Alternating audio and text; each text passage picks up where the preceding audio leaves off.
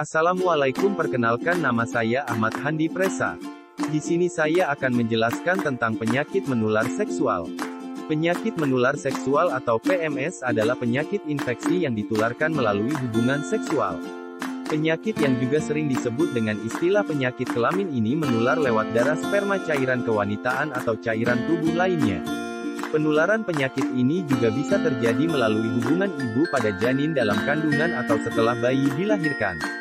Selain itu, penggunaan jarum suntik secara bergantian atau berulang pun akan meningkatkan risiko penularan. Faktor-faktor resiko penyakit menular seksual.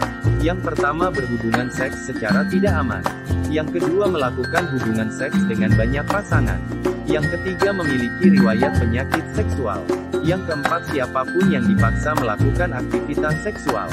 Yang kelima, penyalahgunaan alkohol dan narkoba. Yang keenam, obat suntik. Yang ketujuh, anak muda. Yang kedelapan, pria yang meminta obat untuk mengobati impoten.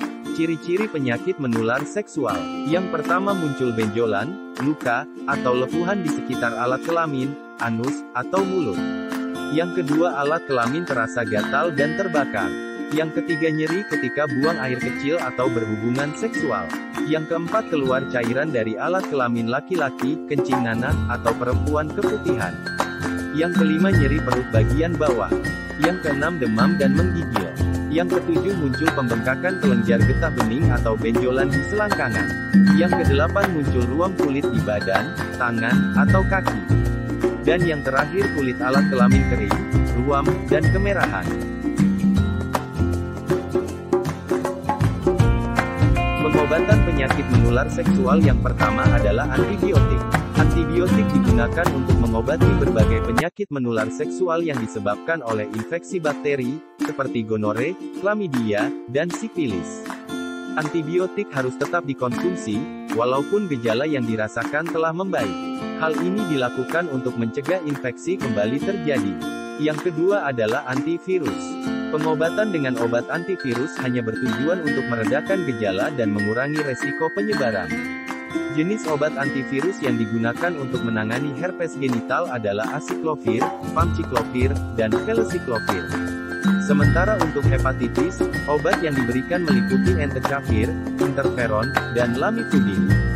Yang ketiga yakni anti-jamur. Untuk penyakit menular seksual yang disebabkan oleh jamur, seperti candidiasis, dokter akan memberikan krim anti-jamur yang dioleskan ke alat kelamin wanita, seperti nystatin dan clotrimazole.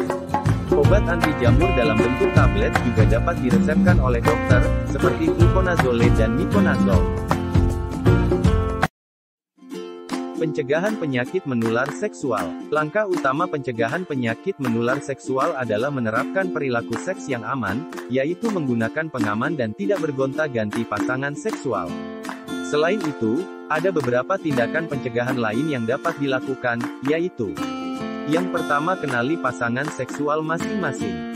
Yang kedua, lakukan vaksinasi, terutama vaksin HPV dan hepatitis B. Yang ketiga, tidak menggunakan nafza, terutama dengan berbagi penggunaan jarum suntik. Yang keempat, lakukan pemeriksaan kesehatan secara rutin, khususnya yang berkaitan dengan organ reproduksi. Yang kelima, penderita penyakit menular seksual sebaiknya tidak melakukan hubungan seks hingga penyakit dinyatakan sembuh oleh dokter. Hal ini dilakukan untuk mencegah penularan penyakit kepada pasangan. Sekian materi tentang penyakit menular seksual. Terima kasih.